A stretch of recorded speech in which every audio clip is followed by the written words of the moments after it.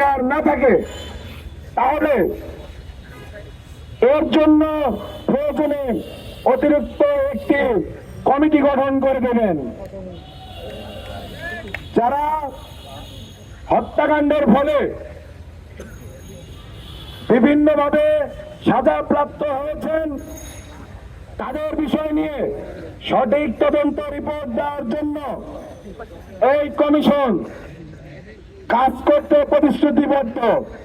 যদি এই কমিশনের কোনো ধারা কিংবা কোন শর্ত দ্বারা এই কমিশনকে পুরোপুরি স্বাধীনতা না দেওয়া হয়ে থাকে তবে তারা আমাদের যে 8টি দাবি দেওয়া আছে তার প্রেক্ষিতে অবশ্যই বিবেচনা করবেন।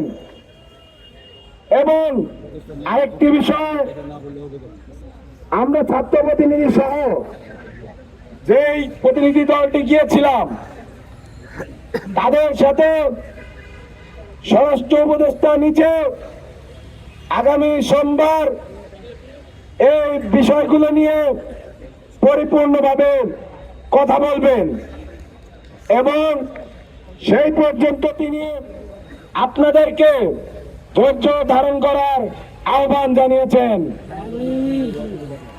আমরা বিশ্বাস করি এই সরকারের যারা উপদেষ্টা মন্ডলী আছেন, স্বরাষ্ট্র উপদেষ্টা সহ ছাত্র উপদেষ্টারাও আপনাদের প্রতি সহানুভূতিশীল। ক্যামেরায় ওয়াও, স্টাইল দেখাও, Xenon X21 পারলে ঠেকাও।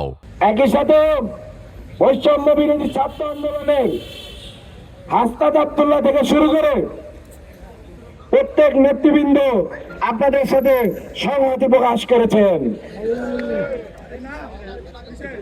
আমরা এখন এই মুহূর্তে যেহেতু ধুলানো দুর্ভোগ হচ্ছে, আমরা এই স্থান ত্যাগ করে শহীদ মিনারে গিয়ে একত্রিত হব এবং আমরা আগামী সোমবারে সরাসরি স্বরাষ্ট্র উপদেষ্টার কাছ থেকে আমরা এই আদ্যপান্ত আপডেট নেব। ধন্যবাদ সকলকে।